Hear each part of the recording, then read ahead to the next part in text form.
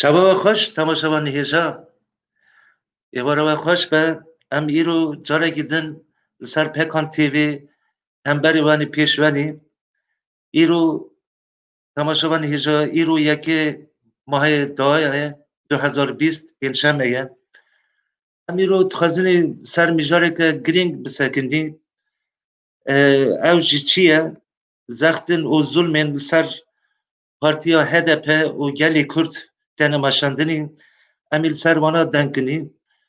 Du nîvanê min hêja hene. Nîvanê min yek ji wana alîkariya hevserokê HDP Birêz İlknur Birol ye nîvanê min din jî vekîlê Vanê Berê Lezgîn Botan ev li bername me dibe. Em ê va hurd hevalina wera sohbetkê bikinî ew çi dibe ser Partiya HDP. Erê temaşavan hêja em îro bername xe em dixwazin Tirkî derbas bikinî ji ber ku nîvanê me Tirkî hîn baştir dikine xe ifade dikine. Evet sevgili başkan hoş geldiniz İlknur Birol. Hoş buldum. Bütün izleyenlere selamlar Türkiye'den. HDP adına herkesi bir selamlıyorum öncelikle. Teşekkürler ediyoruz. Bizler de size selam saygılarımızı gönderiyoruz. İlknur Birol Halkların Demokratik Partisi Genel Başkan Yardımcılığını yapıyor. Diğer misafirimiz de Lezgin Botan hala gelmedi. Biraz sonra gelmek üzere. Sizinle programımızı başlatalım sevgili başkan. Şimdi biz prensip olarak Pekan TV ekranlarına katılan ilk kez katılan misafirlerimizi sadece böyle tanımak isteriz. Siz kimsiniz, nerelisiniz, hangi konumdasınız, hangi görevdesiniz? Bu konuda bizleri kısaca bilgilendirirseniz sonrasında sorularımıza geçelim. Buyurun. Söylediniz İlknur Birol. Ben halen Halkların Demokratik Partisi Merkez Yürütme Kurulu'nda seçim işlerinden sorumlu eş genel başkan yardımcılığı görevini yürütüyorum. Dersimliyim. Şöyle yarı Karakoçan, yarı Dersim Kürdüyüm. İstanbul'da yaşıyorum. Özel olarak soracağınız başka ne var bilmiyorum ama tamam, yeterlidir. Uzun yıllar mücadelenin içinde yani hak ve özgürlük mücadelesinin içinde emekçilerin haklarını koruyarak başladığım öğretmenim çünkü öğretmen emeklisiyim aynı zamanda.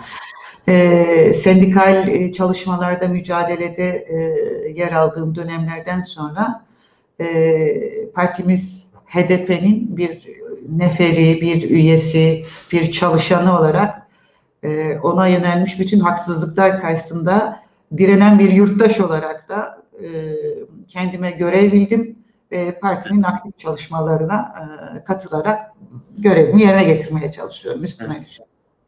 Çok teşekkürler ediyoruz sevgili başkan.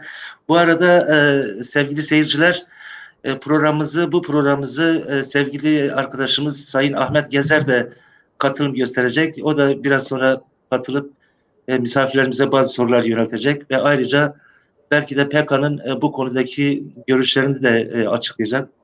Şimdi sevgili başkan ilk soruma geçecek olursam son zamanlarda partiniz Halkların Demokratik Partisi üzerine görülmedik baskı ve sindirme siyaseti uygulanıyor. Bunu siz şahıs olarak neye bağlıyorsunuz ve nasıl değerlendiriyorsunuz? Neden bu kadar baskı ve zulümler son günlerde arttı? Türkiye bilindik faşizmin bütün zor ve zorbalıklarını her gün yıllardır yaşayan bir ülke. Türkiye'de iktidarlar yoksulların, ezilen halkların, emekçilerin, kadınların, gençlerin neredeyse gelecek hayalini ortadan kaldırmaya yemin etmiş, akdetmiş, zorbalık unsuru olarak davranmakta ısrar ediyorlar. Son 20 yıldır AKP ile devam eden bu süreçte başta Kürt halkı Kürdistan'da olmak üzere ama Türkiye coğrafyasının tamamında Türkiye toplumunun bütün ezilenlerine, yoksullarına, emekçilerine neredeyse bir düşmanlık besler gibi yapılabilir bütün kötülükleri her defasında biraz daha yükselterek çıtayı yapmakta devam ediyor. Biz Evet. tarih boyunca demokratik olmayan, özgürlükçü olmayan, eşitlikçi olmayan, demokrasi dışı bütün bu eğilimlere yönelik mücadele ederek geldik. İlk Evet. kez bugün görmüyoruz bu baskıları. Darbeler döneminde, darbelerden sonra, önce devletin çeşitli yol ve yöntemlerin tümünü denediği programların tamamı üstümüzde denendi diyebiliriz. Kürt halkı neredeyse kadim bir sözleşmeye bağlı olarak iktidarlarını devam ettirmek isteyen bütün yönetimler tarafından yok sayılmaya, varlıkları inkar edilmeye, asimile edilmeye ve biat edilmeye zorlanan bir halk olarak zaten direnerek bugünlere geldi. Türkiye'nin emekçi yoksul kesimlerinin sesi ve mücadelesinin öznesi olarak da mücadele eden devrimciler, ilericiler, aydınlar, onların örgütleri ve temsilcileri de demokratik olmayan her iktidar karşısında mücadelesini yükseltir, bir tarihi yazdı aynı zamanda. HDP bütün bunların bileşkesi bir parti olarak doğal olarak iktidarların hiç sevmediği, arzu etmediği ve görmek istemediği, zayıflatmak istediği bir politik aktör. Ana gövdesini Kürt halkının ve onun taleplerinin oluşturduğu bir programa da sahip olan, bütün ezilenlerin, kadınların, gençlerin ve hatta doğanın, çocukların eşit özgür yaşayabileceği yeni bir toplumun kurulabilmesi mümkündür sözünün karşılığını direne direne, tırnaklarıyla kazıya kazıya, seçim sandıklarından çıkan sonuçlar dahil olmak üzere, parlamentodaki temsilleri dahil olmak üzere, yasaklanmasına rağmen bütün il ve ilçelerde varlığını gösterecek şekilde büyümesine engel olunamayan bir politik aktör haline geldi HDP. Dolayısıyla HDP hem oyun bozucu hem de oyun kurucu bir siyasi aktör olarak bu kadar zorbalığın ilk ve doğrudan muhatabı olan bir siyasi parti. Peki yani çok iyi açıkladınız HDP'nin misyonunu. Ama bu kadar baskılar yapan bir devlet sizce neyi hedefliyor? Yani neye amaçlıyor? Yani nereye varmak istiyor? Yani bu kadar zulüm, baskı yapmak ile bir halkı ortadan kaldıramayacak. Bu hedefleri nedir sizce? Devletin yapmak istediği. Bunu yeniden dizayn edip kendi iktidarlarının devamını sağlayacak o kadim sözleşmelerine uygun bir yeni toplum yaratmaya çalışıyor. Ne yapması lazım? Kürtleri susturması lazım. Kürtlerin hak ve özgürlük taleplerini en aza indirip hiç görünmez hale getirmesi, etkisiz kılması lazım. Ne yapması lazım? Yoksulların yoksullukla ilgili bir şikayetlerinin olmayacağı kadar baskıya konu edilmesi lazım. Onların terbiye edilmesi lazım. Gençlerin susturulması lazım. Kadınların özgürlük ve eşitlik taleplerinin sesinin çıkmayacağı bir şekilde bir yeni toplum dizaynını kabul ettirmesi lazım. Bütün bunları gönül rahatlığıyla ve rızayla yapamayacağı için eline sopa alıp her gelene dalan bir zorba ve neredeyse organize suç örgütü gibi davranan bir organizasyon haline geliyor iktidarlar. Ya. Şimdi HDP niye ilk hedefte? Çünkü bütün bu taleplerin, özgürlük talebinin, eşitlik talebinin doğrudan seslendiricisi olduğu için ve bunun mücadeleyle alınacak bir şey olduğunu, buna da aday olduğunu, yani üzerinde yaşadığı coğrafyanın bütün sorunlarına çözüm bulabileceğini ve bütün bu problemleri halkla birlikte yönetecek şekilde yönetime talip olduğunu, yönetime talip olmak konusunda adımları hızlı atıp büyüyerek geldiğini gösterir bir yol haritasına sahip HDP. HDP Evet. sadece Türkiye toplumunda bütün halkların, inançların, kadınların, erkeklerin, gençlerin ve çocukların rahat nefes alıp dolaşacağı bir ülke hayalini söylemiyor. Aynı zamanda yaşadığı coğrafyaya da bu açıdan umut veren bir siyasi programın seslendiricisi. Diyor ki bütün iktidarlara böyle olmaz. Savaşla, kanla, çatışmayla, yok saymayla, yoksullaştırmayla gitmez. İnsanlık buradan kendine ait iyi bir şey çıkaramaz. Dolayısıyla düşmanlıkların sonlanması, yoksullukların ortadan kalkması, eşitsizliklerin ortadan kalkması için bir zihin değişikliğine, toplum Evet. olarak değişmeye ve bunun ürünü bir yeni yönetimle, yeni bir toplumsal projeyle ortaya çıkma ihtiyacı vardır. Ben buna adayım diyor HDP. Ben Evet. bu programın sahibiyim ve toplumla benim arama bir mesafe koymazsanız toplumla birlikte biz bu yeni durumu, yeni nizamı, yeni yaşantıyı kurabilme gücüne sahibiz diyor ve bunun mücadelesini veriyor. Ve Evet. tabii ki Şimdi bu sözlerin kendisi toplumda karşılık bulduğunda iktidarlarının devamının tehlikede olduğunu gören bütün güçler de saldırmaya başlıyorlar. yani aynen öyle. Peki şimdi bu son operasyonlardan operasyona biraz değinirsek, yani 6-7 Ekim 2014'te Kobani olaylarını bahane ederek devlet partinizin 82 üst düzey kadrolarını gözaltına aldı ve bundan 20'ye yakın da e, cezaevine koydu. Şimdi bunu nasıl değerlendirmek lazım? Bunu nasıl görüyorsunuz? Yani 6 sene sonraki gelen bu durum nasıl bir durum, nasıl bir olay? Avrupa'da biz bu tür şeyler göremiyoruz. Yani onun için soruyorum. Siz kısmi demokratik ortamda değil mi? Türkiye'de bu sıradanlaşmış bir şey artık. Biz her gün operasyonla gözümüzü açıyoruz. Her gün Evet, bir parti yöneticimizin, üyemizin gözaltında alındığını duyarak uyanıyoruz.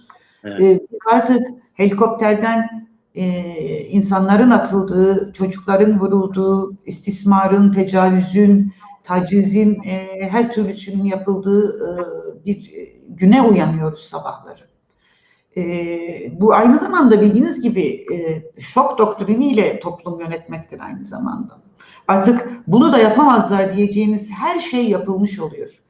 evet, Ve bu toplumun bir bölümüne Kürtlere yapılan, Kürt halkına yapılan, onun politik unsurlarına yönelmiş bu şiddet gösterilerek kalan kısmı da terbiye edilmeye çalışılıyor. Yani Kürdistan'da kadınlara tecavüzün artık sıradanlaşmaya başladığı olaylar çoğaldıkça dönüp öbür tarafa bunu gösterip sesinizi çıkarmayın. Operasyonlar, tutuklamalar çoğaldıkça batıya dönüp akademisyenine, aydınına, yazarına ve bu konuda hak ve özgürlük mücadelesi verenlere sesinizi çıkarmayın, başınıza gelecek budur. Ya da siyasi alanda kendini muhalif addeden siyasi partilere, muhalefet partilerine aynısı sizin başınıza gelebilir denilen neredeyse bir gösterge haline getirdiği bir baskıyı uyguluyor. Türkiye'de son olarak 6-7 Ekim Kobane IŞİD saldırılarının protestosu için sokağa çıkmış halka yöneltilen acımasız şiddetin ortaya evet, çıkardığı sonucu tamamen partimiz üzerine yıkarak partimizi kriminalize eden ve dolayısıyla aslında bugün HDP'nin yarattığı, onların iktidarının önünde yarattığı engeli de ortadan kaldırarak, zayıflatarak, tutuklayarak, yok etmeye çalışarak, etkisiz kılarak yoluna devam etmek istiyor. Bunlar bir taş atıyor, kaç tane kuş uçurmaya çalışıyorlar. HDP'ye saldırdıklarında bütün diğer siyasi muhalif partilere de aynı zamanda gözdağı vermeye çalışıyorlar. evet, HDP'ye saldırdıklarında toplumsal muhalefetin bütün demokratik, dinamik, diri güçlerine de sakın HDP'nin yanında durmayın, bir araya gelmeyin, birlik olmayın mesajı vermeye çalışıyorlar. Bununla elde etmeye çalıştıkları şey şu: başkanlık rejimi denilen bir ucube rejimle ülkeyi yönetip devlete yeniden bir nizam verme kararında olan AKP, MHP bloku, faşist blokunun aynı evet, zamanda bu rejimi derinleştirme adımlarıdır. Ve onun önünde engel gördüklerini ortadan kaldırma, etkisizleştirme adımlarıdır. HDP, AKP, MHP blokunun Türkiye üzerindeki bütün planlarını bozucu bir unsurdur, politik unsurdur. Seçimlerde onları zayıflatan en önemli politik aktördür kurduğu stratejiyle. Evet. Sokakta ve demokratik mücadele zemininde her şeye rağmen sokakta direnişi örgütleyebilen bir politik aktördür. Mecliste bütün hakikati yüzlerine söyleyebilen, yoksulların, emekçilerin, halkların, inanç kesimlerinin taleplerinin seslendiricisi olan bir siyasi partidir ve bu tür muhalefet yapmaktadır. Elbette ki bu nedenledir ki HDP, AKP, MHP açısından en önemli engel olarak görülmektedir. HDP bütün topluma yüzünü dönüp bu ceberut iktidardan kurtulmanın, ülkeyi nefes alır bir yeni döneme sokabilmenin yolu bütün toplumla bir ittifaktır. Bütün demokrasi güçleriyle bir ittifaktır. Ve biz böyle yaparsak yenebiliriz bunları diyen siyasetin sesidir. En güçlü sesidir. Ve o yüzden de ki 6 yıl önce birçoğu kapanmış olan ve hatta kendilerinin çok çok iyi bildiği süreçleri HDP'ye mal ederek kriminalize bir vaka yaratarak HDP'nin bütün diğer demokrasi güçleriyle arasına mesafe koyacak şekilde uzaklaştırılmasını, güçten düşürülmesini, bu vesileyle kalmış olan yerel yönetimlerine kayyum atanmasını, halkın sinmesini, korkmasını sağlayacak bir adım attılar. Nafile bir adım attılar. Biz burada konuşurken arkadaşlarımız şu an mahkemedeler. Devam ediyor. Evet. Eski vekillerimiz çözüm sürecinde bu süreci yürütmekle görevli arkadaşlarımız, o dönemki MYK üyelerimiz ifadelerini veriyorlar. Ve aslında hukuksuz bir operasyonun, hiçbir hukuki şeye dayanmayan, zemine dayanmayan operasyonun, bir intikam operasyonunun kurulmuş oyununda oyun oynamayı reddederek aynı direnci mahkeme salonlarında gösteriyorlar. Birazdan aktaracağım. Biz bu süreçte aynı zamanda başka bir şey gördük. Devam etmeni istiyorsanız buradan devam edeyim. Yani şimdi başka bir soruya da aynı bağlantıyla sormak isterim. Şimdi sevgili başkan, binlerce kadronuz, şu anda binlerce kadronuz cezaevlerinde olmasına rağmen Erdoğan Bahçeli hükümeti hala size zulüm yapmaktan, Kürt halkına zulüm yapmaktan doymuyor. Mevcut HDP yöneticileri hatta üyelerini sindirmeye çalışıyor. Tüm bu baskılar altında gerçekten nasıl siyaset yapıyorsunuz?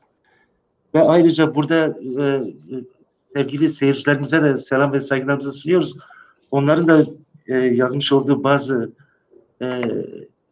sorular var. Mesela burada Kurdo Hamo diyor ki bu kadar baskıya rağmen neden hala meclistesiniz? Bununla bağlantılı bu soruma cevap verseniz sevinirim. Tabii ki. Bu sorunun cevabını daha önceki bize yöneltilmiş baskılara verdiğimiz cevapla aynı tutuyoruz. Aynı görüyoruz çünkü. HDP başta Kürt halkının özgürlük ve eşitlik talebi olmak üzere yaşadığımız coğrafyanın kadim halklarının, bütün ezilen kesimlerinin sesi olarak problemlerinin çözümünün demokratik siyaset alanının genişletilerek devletin ve toplumun demokratik dönüşümünü sağlayacak bir mücadelenin konusu olduğunu ısrarla söylüyor. Dolayısıyla hiçbir mevzi kolaylıkla kazanılmaz. Bedeli çok ağır ödenmiş mevzilerdir bunlar. Bu mevzilerin kendisinin tek başına çözüm olacağını hiçbir zaman söylemedik. Yani ne tek başına parlamentoda yüksek temsil yakalamak toplumun bu problemlerini çözmeye yetecektir, ne de sadece parlamento dışında diğer alanları kullanmak bunu çözmeye yetecektir. Biz bunların bileşkesini söyleyen, bu ikisinin birbirini besleyen, birbirini güçlendiren ilişkisini kurduğumuz için ısrar ediyoruz. Israrımız barışın ve demokrasinin 21. yüzyılda artık bütün toplumların ihtiyacı olduğu aşikar olmuş bu iki sihirli sözcüğün bizim toplumlarımıza da yerleşebilmesini sağlamak adına bütün zeminlerdeki ısrarımızı her şeye rağmen sürdürmekten geçecektir. Şimdi bu şu demek değildir. Biz sokağın partisiyiz. Biz mahallenin, köyün partisiyiz. Evet. Hayatın can damarlarının aktığı mahalleler, sokaklar, köyler, fabrikalar ve hayatın sürdürüldüğü yerlerde HDP olmazsa mecliste ses gür çıkmayacak. Bu iki Evet. sesin birleştiği bir mekanizmanın adıdır HDP. Dolayısıyla bizi ne kadar oralardan söküp atmak için gösterdikleri zulüm artarsa artsın, aynı zamanda bir kararlılığın ifadesi olarak görüyoruz. Biz çünkü problemlerin çözümünün demokratik siyaset zemininin genişlemesinden ve toplumun bütün katmanlarının buna katılmasından geçtiğini düşünüyoruz. Yani barış mesela bizim herhangi bir zamanda karşımızdaki hoş söz olsun, karşımızdakinin gönlü hoş olsun diye söylediğimiz bir söz değil. Demokrasi inanmadan kullandığımız bir kavram değil. Bu kadar zulmün, eziyetin, bu kadar örgütlü kötülüğün yaygın olduğu bir dünyada ve yaşadığımız coğrafyada insanların umuda yeni bir toplumun kurulabilmesine olan inancının büyütmeye ihtiyacı var. Biz bunun adı olduğunu ısrar ediyoruz. Kuşkusuz çeşitli tarihsel anlarda çeşitli adımların atılması mümkündür. Ama atacağınız her adım sizi bugüne getirmiş siyasi program, sizi bugün ayakta tutan temel kavramlar ve ileriye dönük hayallerinizin dışında bir yerde olmamalıdır. Elbette ki hemen ilk soru olarak neden oradasınız sorusu geliyor. Biz belediyelerimizi gasp ettiler. Geri durmadık.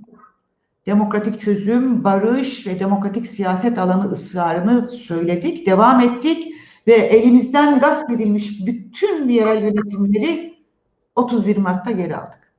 Yeniden gasp ettiler belki ama bugün halkımız biliyor. Bugün halkımız biliyor.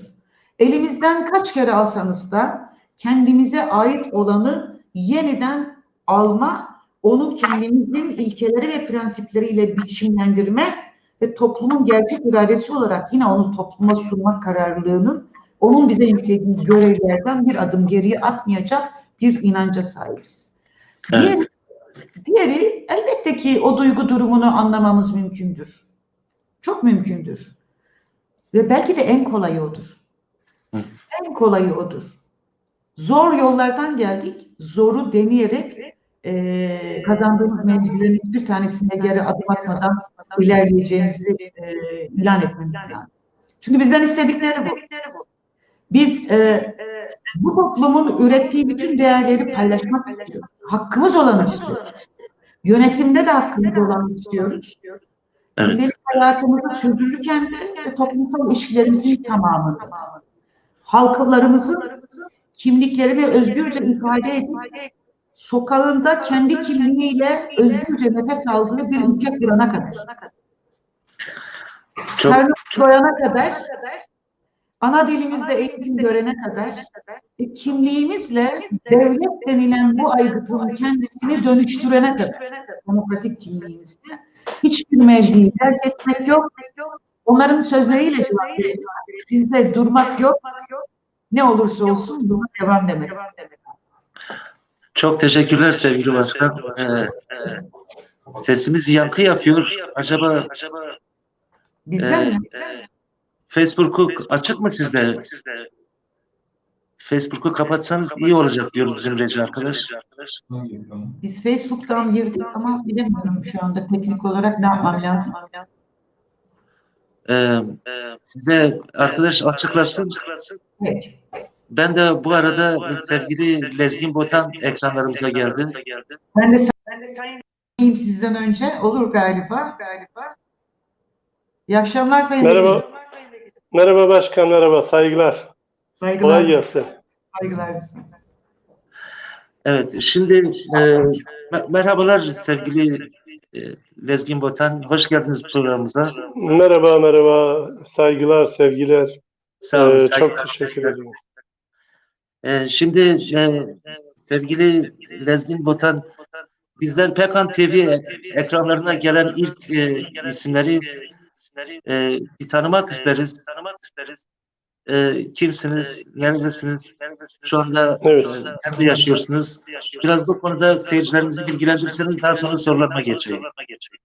Buyurun. Evet. Yani zor bir soru. Kendimden çok Yani söz etmeyi sevmem. Kısaca tabii ben Vanlıyım, öğretmenim, eğitimciyim. evet, Uzun yıllar öğretmenlik yaptım, sendikacılık yaptım, Eğitim Senkes'te. Sonra malum siyasete bulaştık. İşte evet, 2015'te itibaren ya 2015-2018 yılları arasında Van HDP milletvekilliğini yaptım.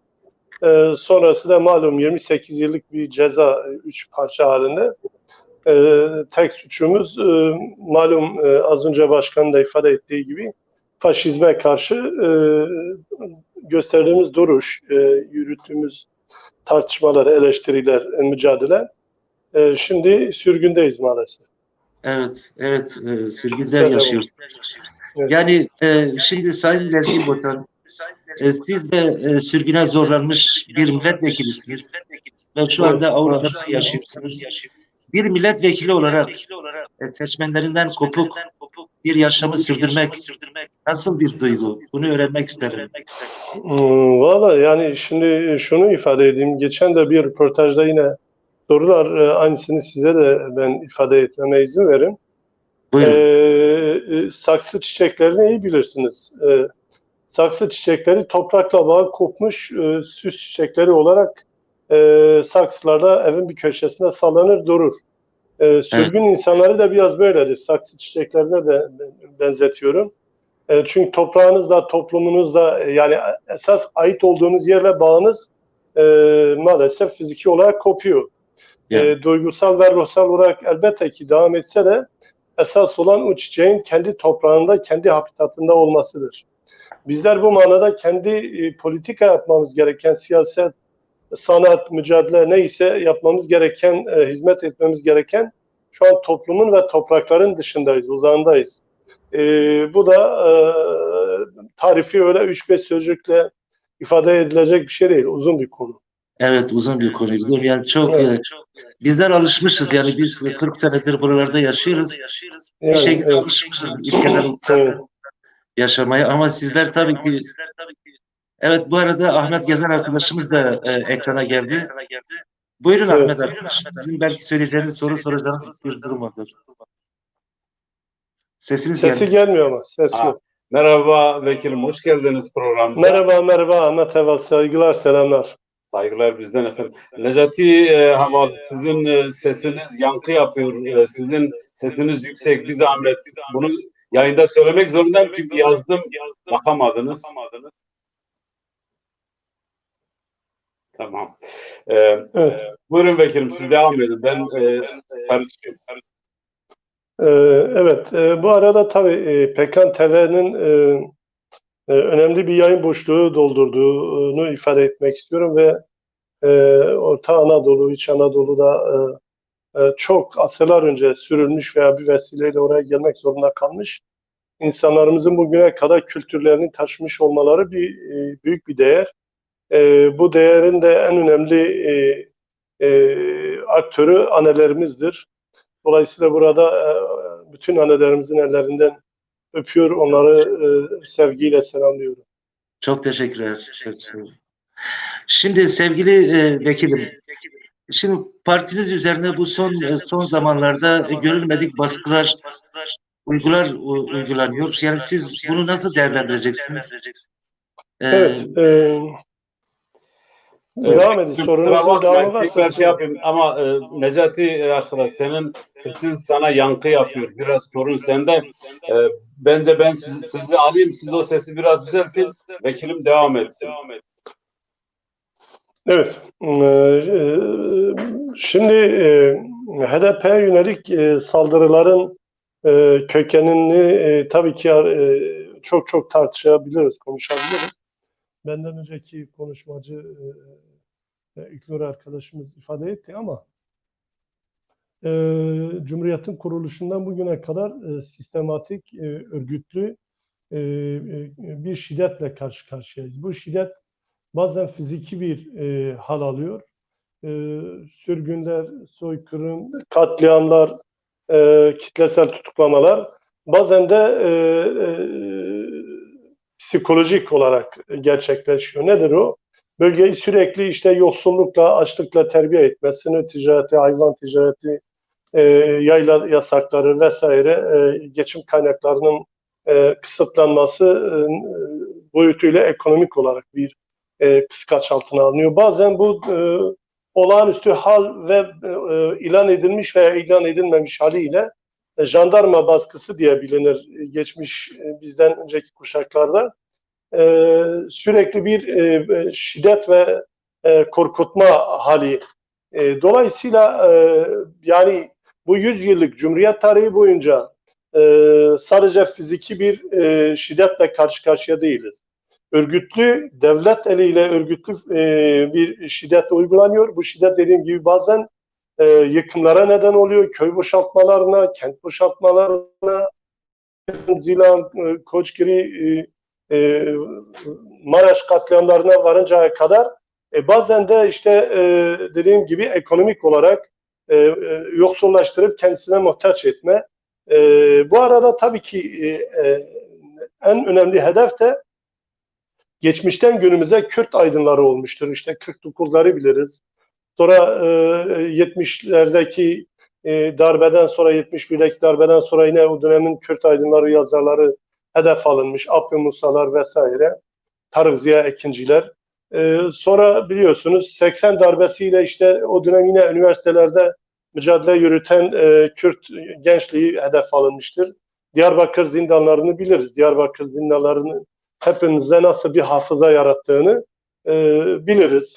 Sonra 90 ve 91'de partileşen legal demokratik mücadele kanallarıyla Kürt sorunu veya bağlı olarak toplumsal sorunlar, ekonomik sorunlar çözme yolunda demokratik araçlar esas alındı. Fakat orada da yine biz DEP sürecinden itibaren baktığınız zaman sadece DEP'in 420 tane ilçe başkanları ve milletvekilleri de dahil, biliyorsunuz Mehmet Sincar'ı burada saygıyla almak lazım. Milletvekilleri öldürüldü. Yani güpegündüz Batman'ın ortasına, halkın gözleri önünde. Dolayısıyla 17 bin faili meçhul vesaire. Yani HDP'ye gelinceye kadar HDP'nin devamı olduğu o demokratik legal çizgi sürekli saldırı altında tutulmuş, sürekli fiziki saldırıya uğramış, işte dediğim gibi psikolojik saldırıya uğramış, her şekilde bir saldırı söz konusu. Bunun anlamı ne? Yani niye böyle? Yani bu 100 yıldır. Çünkü 100 yıl önce Lozan'dan bu yana Kürt ve Türk toplumun ilişkileri siyasal anlamda yanlış kurulmuş. Yani sadece tabii Kürtleri değil. Burada biz şu an HDP'yi konuşurken diğer halkları da katarak söylüyorum. Red ve inkar temelli bir politika yürütülmüş. Asimilasyona dayalı bir paradigma oluşturulmuş. Dolayısıyla şöyle denmiş, yani ne mutlu Türk'üm diyene. Siz Türk olursanız mutlu olursunuz, Türk olmazsanız mutlu olamazsınız. Diğer halklara söylenmiş, yani bu Türklere söylenmez. Çünkü bugün Türkler Soma'da, Zonguldak'ta, İstanbul varoşlarında mutlu değiller. Yoksullukla, açlıkla terbiye ediliyorlar. Ama fiziksel olarak, ontolojik olarak varlığını sürdürmek adına Türk olursan varlığını sürdürürsün anlamında. Böyle faşist bir formül. Şimdi Türklüğü doğal olarak, çok doğal olarak Türk olmayanların Türk olmaması gerekiyor ve Türklüğü doğal olarak kabul etmemeleri lazım. Tıpkı Türklerine başka kimlikleri, yani Türk oldukları için kabul etmek zorunda kalmadıkları ve kalmayacaklarını gibi.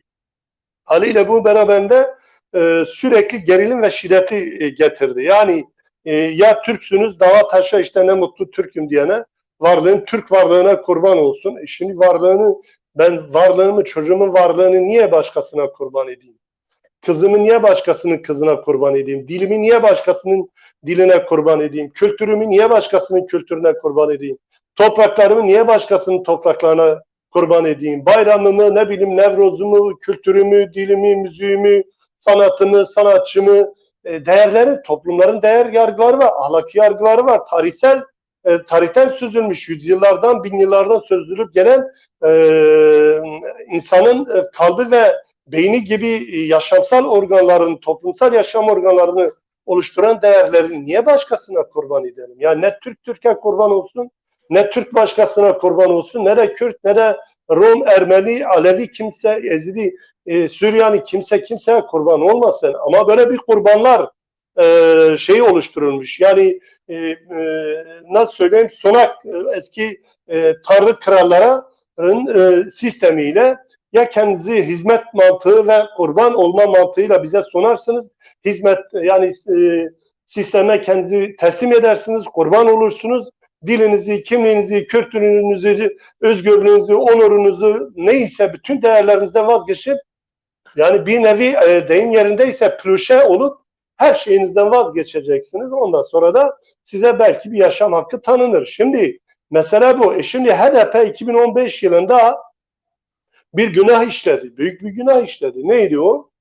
Şimdi Türkiye Cumhuriyeti Devleti bunu yaparken Romları, Ermenileri, Çerkezleri, Lazları kimisini asimilasyon cenderesinden geçirerek, kimisini de işte katlederek, kimisini 6-7 Eylül olaylarında olduğu gibi mallarına, canlarına kıyarak, el koyarak Alevilere yapılan işte Maraş, Çorum ve Sivas'a gelinceye kadar şimdi 7 Haziran 2015'te şunu gördük. Ben bütün bunların defterini dürmüşüm. Ağrı Dağı'nın eteğine Kürtleri de gömdüm. Orada bir mezar yaptım betondan. Muhayyel Kürdistan yani muhayyel Kürt veya Kürdistan kimliğini oraya gömdüm. Şimdi bir şekilde onları da asimile etmeye çalışırken yani amiyane tabirle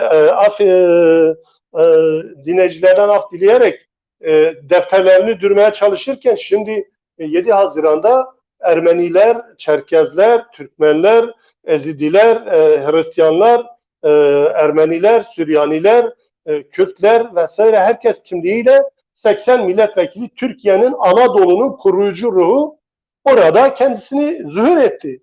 Şimdi bir şey yapacaklar. Ya orada gerçekten bu realiteyle o 100 yıllık trajediyle yüzleşip demokratik, eşitlikçi, özgürlükçü bir anayasayla demokratik bir Türkiye, bir ülke inşa edilecekti. Hep birlikte yolumuza devam edecektik.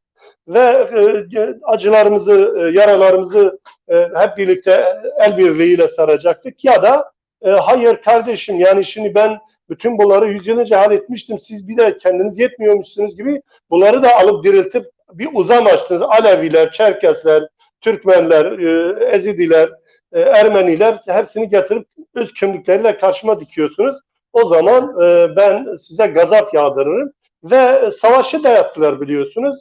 1 Kasım seçimlerine kadar zaten o arada Ankara Gar Meydanı'nda hepimizin gözleri önünde Türkiye'nin dört bir tarafından gelen barışsever emekçileri bombaladılar. Yani bu çok açık. Oradaki kendisini patlatan 2 kişi çok önemli değil. Onu yaptıran bizzat İçişleri Bakanı'dır. Yani burada ifade etmekte ben şey görmüyorum. Ankara valisi Ankara Emniyet Müdürü'dür, genel müdürdür. Ve bu Tayyip Erdoğan'a kadar giden bir silsiledir. Yani biliyorsunuz ya 400 milletvekili verirsiniz, hoşuyla bu iş olur ya da şöyle olur diyen onlardı. Ve 7 Haziran seçim sonuçlarını reddeden, kabul etmeyen onlardı. Ve bu şiddet sarmalını, bu terör sarmalını özellikle radikal cihatistleri Türkiye'ye taşımak suretiyle bu katliamları Antep'te, Reyhanlı'da, Adana'da, Diyarbakır'da bizim mitingimizi bombalayarak birçok yerde yüzlerce İstanbul'da insanımızın canına kıyıldı. Yani bunu herkes biliyor ve günü geldiğinde bütün bunlar belgelidir. Buna konuşulacak. Bunun müsebbipleri yargılayacaklar. Şimdi HDP'nin varlığı onların bu korkularını depreştiriyor. 2015'ten bugüne kadar yüzlerce operasyon yaptı HDP'ye karşı. Yani bunu bir ülkeye yapsan ülkeyi yıkarsınız. On binlerce şu an HDP üyesi gözaltında işkencelerden geçirildi. Binlercesi şu an cezaevinde, binlercesi sürgünde, eş başkanlar içeride, 25 milletvekili sürgünde, bütün belediyelere el konulmuş, silah zoruyla bir sürü yapılmadık şeyler kalmadı. Sokaklarda kadın tecavüzleri cinayetler olağan hale getirildi. Bütün bunlara rağmen HDP erimedi. HDP geri adım atmadı. Eriyen, parçalanan, gerileyen faşist blok. MHP, AKP iktidarı oldu. Şimdi dolayısıyla bu korkulardan kaynaklı HDP'ye operasyon çekiyorlar. Yine Evet. kaybeden kendileri olacaktır. Böyle ifade ediyorum. Şimdi çok teşekkürler sevgili vekilim. İzin verirseniz sevgili başkana dönmek istiyorum. Evet, tabii. Şimdi bu arada arkadaşlar, bizi seyreden izleyiciler, lütfen programımızı paylaşın, bu güzel programı. Şimdi sevgili başkan, AKP ve MHP hükümeti tüm Kürtlerin üzerinde belirgin bir terör uyguluyor. Ve bununla neyi amaçladığını biraz önce siz dile getirdiniz. Fakat yani Türklerin belirli bir kesimine, beyinlerine, vicdanlarına adeta kin, nefret ekliyor. Yani bunu gelecekte böyle giderse, gelecekte neler olabileceğini düşünüyorsunuz? Şimdi Yani, bu evet. Beni evet. duyuyor musun? Evet, duyuyoruz, buyurun. Bu ilk kez uygulanan bir şey değil. Yani tarihte örnekleri çok görülmüş. Irkçılığın, işte milliyetçiliğin ve şövenizmin kışkırtılarak toplumların bir biçimiyle birbirine hakim hale getirilmesi ve dolayısıyla birbirine yönelttiği öfkeleri sürdürülebilir bir iktidar için araç haline getirilmesi çok kullanılmış. Bunun ipin ucunun kaçtığı yerlerde hakikaten katliamlar, yani sadece coğrafyamıza ait değil, dünyadaki örnekleri de böyle. Katliamlar, birbirini yok etme, savaşlar, acımasız iç savaşlar haline dönüşmüş yönleri var. Şimdi Türkiye'de Kürtlerin yaşadığı coğrafyada kendi kimlikleri, hakları ve özgürlükleri için taleplerini yükselttiği her anda bu talebin görünmez kılınması, karşılanması bir yana, görünmez kılınması ve toplumun diğer bütün kesimleri açısından da aykırı talepler olarak görülmesi için ideolojik, politik bir baskı rejimi lazım. Yani rejimin bunu topluma yedirebilecek ve rıza üretebilecek aygıtlara ihtiyacı var. Bu zaman zaman hani ideolojik propagandayı yoğunlaştırdığı çeşitli araçlar ama çoğu zaman da şiddet araçları. Şiddet tekelini elinde bulunduran bu ünlü sözdür. Devlet elindeki bütün bu araçları her türlü yol ve yöntemle görünmez kılmak üzerine yapıyor. Türkiye Cumhuriyeti Devleti'nin kuruluş akdini tek bir şeye dayalı, etnisiteye dayalı ulus olarak tanımlamak kararı aldıktan, inancını tek bir dini inanca dayalı ve hatta onun belli bir mezhebine dayalı inanç olarak biçimlendirme kararı aldıktan sonra bütün toplumu buna rıza gösterir ve buna uyumlu hale getirmek için muazzam büyük bir asimilasyon süreci başlattı. Yani neydi? Türkçe konuş kampanyaları. Çok basittir. Hiç sopa yok ama sizin görünmez bir yerde başka sopaları toplumun hissettiği şekilde dili unutturmaya, kimliği unutturmaya, yer adlarını artık Türkçe yani bir iki nesil sonra Türkçe yer adlarıyla yaşadığı coğrafyayı anlamaya ve tanımaya, çocuklarının isimlerinin artık Türkçe isimlerle anıldığı bir biçimde hafızasız kılmaya, tarihi kültürel varlıklarının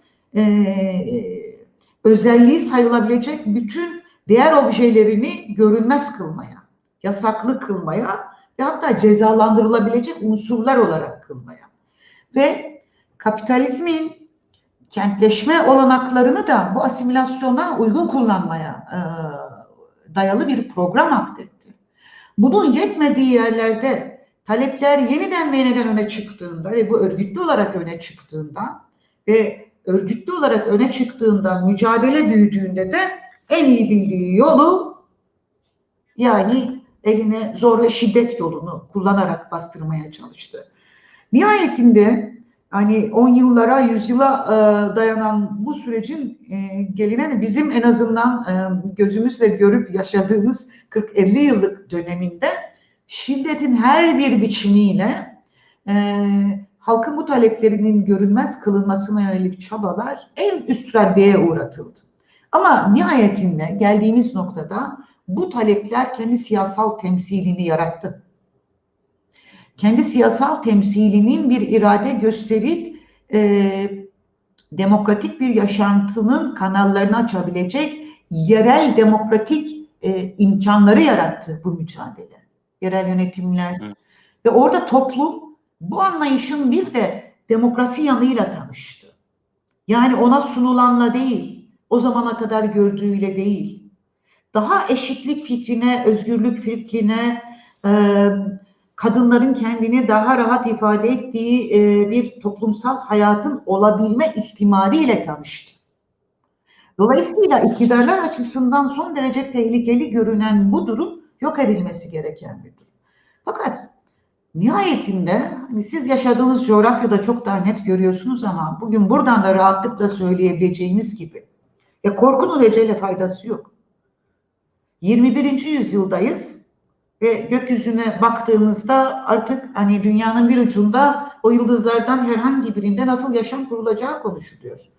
Yani siz bütün bunlar bu dünyada olup biterken hala elinizdeki bütün silahla, zor araçlarıyla bir halkın, 40-50 milyonluk bir halkın kendisinin varlığını yok sayma hayaliyle ne kadar idare edebilirsiniz?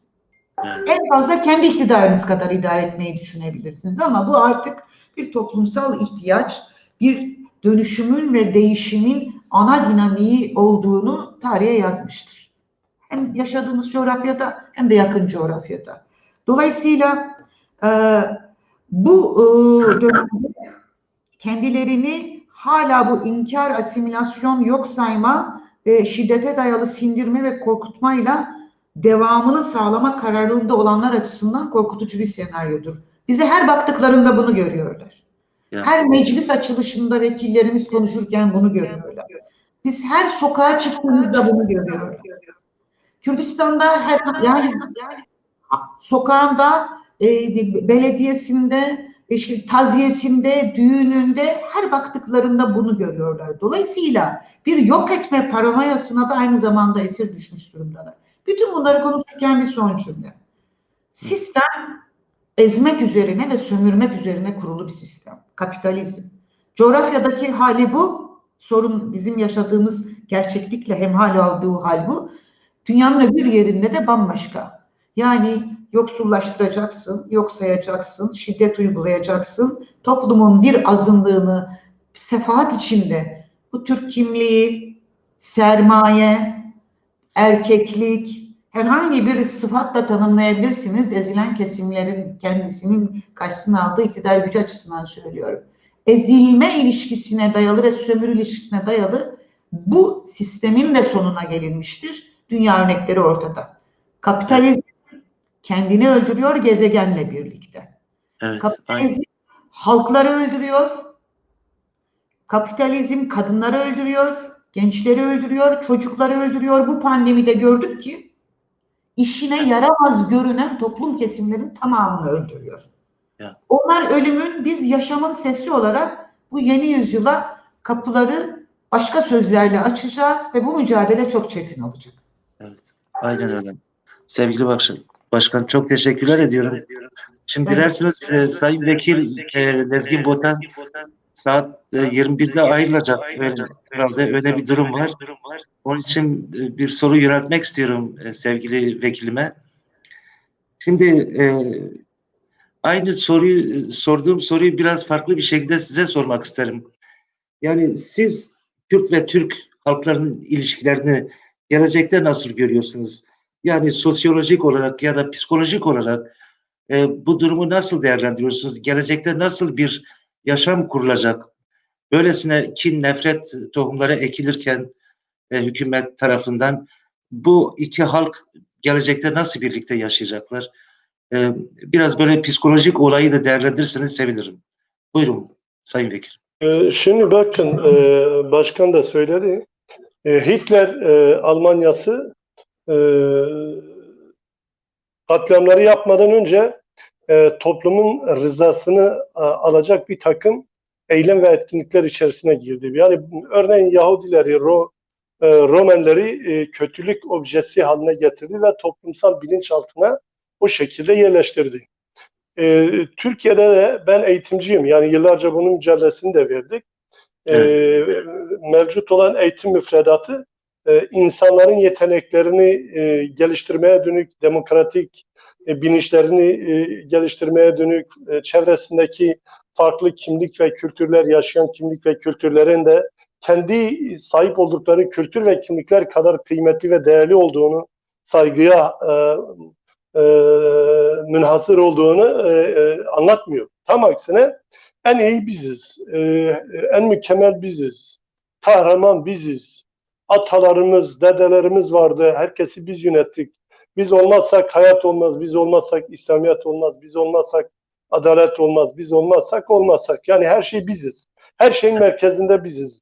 Şimdi böyle bir egoist, böyle bir bencillik, böyle bir işte hakikati yok sayma, ters yüz etme kendisiyle birlikte milyonlarca çocuğu sakat yetiştiriyor. Bakın yani bugün insanlar birlikte yaşadıkları Kürtlerin eğer Ahmet Ekhan'ı tanımıyorsa bir Türk çocuğu Kürtleri tanımaz bakın.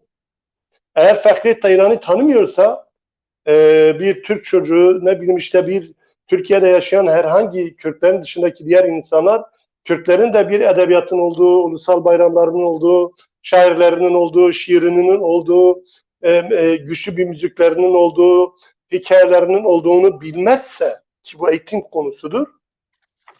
Şimdi nasıl tanıyacak? Aynı sırada yan yana büyüyorlar. Biri bastırılmış, Alevi bastırılmış inancını ifade edemiyor. Hristiyan Evet. bastırılmış, Hristiyanım diyemiyor. Ezidi bastırılmış, Ezidiyim diyemiyor. Süryani ben Süryaniyim diyemiyor. Kürt ben Kürdüm diyemiyor. Evet. Sadece Kürtlerle ilgili yıllarca ders kitaplarında ne geçti? İşte hain cemiyetler, hain cemiyetlerin arasında Kürt Tahali Cemiyeti. Veya işte hain meselesinde Çerkes Ethem bir haindir. Dolayısıyla bütün Çerkesler yıllarca ben Çerkezim o kavramdan dolayı okulda öğretmenlerine söyleyememiştir. Şimdi bakın toplumsal bilinçaltı zaten buna rıza gösterecek katliamlara rıza gösterilecek düzeye getirilmiştir. Eğer bugün iradesiyle seçilmiş milli irade ise neyse ona nasıl tarif ediyorlarsa Kürtlerin de yurttaşlık hakkı olarak kendi milletvekillerini, encümenlerini, muhtarlarını, belediye başkanlarını Edirne'de, Trabzon'da, Konya'daki Türk kadar özgürce ve anayasal olarak seçme hakkına sahip ise ve bu elinden alındığı vakit hangi gerekçeyle olursa olsun başta Türkler sokağa çıkacak. Türkler Konya'da, Kayseri'de, Çorum'da, İstanbul'da, Ankara'da durun kardeşim siz ne yapıyorsunuz? Asıl bölücülük budur. Asıl bölücülük Kürt'ün anayasal haklarını, var olan verili yurttaşlık haklarını, seçme hakkını elinde almak iradesini, bu şekilde demokratik iradesini örselemeyi kabul etmiyorum demezse bu iş olmaz. Şimdi demezler. Yani şimdi Türkiye'de kim çıkabilir? Bir siyasetçi veya bir aydın çıkıp şu an Kürtlere karşı ya yaptığınız yanlıştır diyebiliyor mu? Ertesi gün linç ediyorlar. Sokak saldırısına uğruyor. Ölüm tehditlerini alıyor. Dolayısıyla Türk toplumu maalesef şu an büyük bir psikolojik, toplumsal büyük bir psikolojik bozukluk içerisinde. Bunun da sebebi bu 100 yıllık faşist sistem, ırkçı sistem. Irkçılık, faşizm toplumun şu an getirdiği yer zihnen kısırlaştırmıştır, duygusal olarak kısırlaştırmıştır, kültürel olarak kısırlaştırmıştır. Paranoyak bir toplum yaratmıştır. Kürt düşmandır, Ermeni düşmandır, Rom düşmandır, Yunan düşmandır, işte İran düşmandır, Safevi düşmandır, Alevi düşmandır, düşman. Yok başka bir şey yok. Dost yok. Sadece Türk'ün tek bir dostu var, o da Türk'tür. Böyle bir zihniyetle siz insanları yetiştirirseniz nasıl toplumla, nasıl insanlarla barışacak, nasıl barışık bir hayat sürdürecek? Böyle paranoyak bir insan işte gider Batman'da kız çocuğunu alır 20 gün işkence eder, tecavüz eder. Sonra da arkadaşlarına mesaj çeker, size de peşkeş çekin der. Ve birileri de bunu sırtını sıvazlar, iyi çocuktur der, bırakır ve şimdi daha ne olsun yani? Dolayısıyla bu duruma en çok Türklerin isyan etmesi lazım. Ama eğer isyan edemiyorsa Türkler şu an Kürtlerden çok daha kötü bir durumdadır. En azından Kürtler direnebiliyor, muhakeme edebiliyor, itiraz edebiliyor, mücadele edebiliyor. Maalesef Türk toplumunun önemli bir kısmı faşizmle, milliyetçilikle, ırkçılıkla, dincilikle, mezhepçilikle felç edilmiştir. Bakın toplum felç edilmiş. Yani özellikle 80 döneminden itibaren bu felç durumu çok daha ağırlaştı. Durum budur. Bu anlamda Kürtlerle Türklerin bir arada yaşama şansı maalesef giderek zayıflıyor. Eğer burada hep Kürt toplumuna sesleniyoruz. Hayır, burada Türklere sesleneceğiz. Türk alimlere, Türk bilim adamlarına, Türk akademiyasına, Türk aydınlarına, Türk yazarlarına, Türk medyasına, kardeşim siz gerçekten birlikte yaşamamızı istiyor musunuz yani? Ha, mesele şu, ben size söyleyeyim. Birlikte şu ana kadar görünen fotoğrafta ben çok küçük bir kesimi tenzih ediyorum. Sosyalistleri, devrimcileri, vicdanlı, demokrat Müslümanlar var. İhsan Ali Açık Hoca gibi, Baskın Orhan Hoca gibi insanlarımız var. İsmail Beşikçi gibi vicdanlı, onurlu insanlarımız var. Bunların emeğini reddetmek. Ben kitle psikolojisi aslında konuşuyorum. Ağır kahır ekseriyet şu an kitle psikolojisi AKP, MHP ve onun hinterlandında olan %70'e yakın toplum hasta edilmiştir. Ağır hastadır. Psikolojik travma içerisindedir.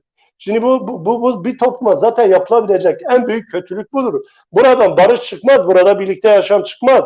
Burada hiçbir şey çıkmaz. Bakın ben burada umutsuzluğu, telallığını yapmak istemiyorum. Realiteyi ortaya koymamız lazım. Somut koşullar, somut şartlar maalesef bu kadar ağır.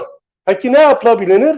Bir an önce Türkiye'de henüz varsa en ufak şansı mesela CHP, kardeşim şimdi CHP çıkıyor halen Tayyip Erdoğan'a diyor ki sen halen niye Rojava Kürtlerine YPG devlet kuruyor, niye gidip işgal etmiyorsun? Ya gitti işte kimyasallar kullandı.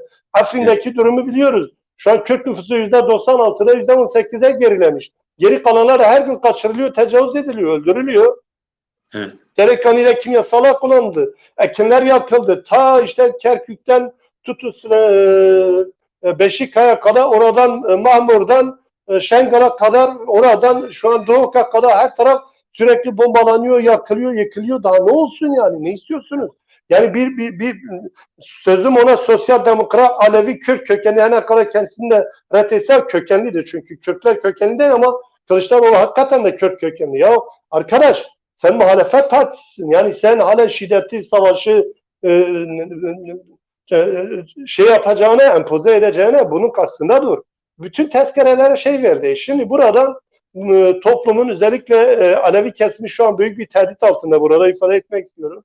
Önümüzdeki süreçte çünkü Cübbeli Ahmet'in de itiraf ettiği gibi ki biz biliyoruz 15 Temmuz'da 200 bine yakın 207 bin tane silah envanterden ordu envanterinden bu radikal İslamcı gruplara dağıtılmış. Bunlar en uygun ortamda büyük katliamlar yapacaklar ve bu katliamlara da en çok İstanbul, Ankara veya batıdaki Alevi insanlarımız ve Kürt insanlarımız, yoksul insanlarımız maruz kalacak. Son kaç örneği gördük, Afyon örneğini gördük. Yani bu büyük bir tehditle karşı karşıya toplum. Dolayısıyla CHP'nin tabanının harekete geçmesi lazım. Alevilerin artık bir şekilde sesini yükseltmesi lazım. Yani demokrasi sadece Kürtlerin sorunu değil. Faşizme karşı mücadele etmek, Kürtlere ihale edilmiş, sadece Kürtlere götürü olarak verilmiş bir şey değil kardeşim.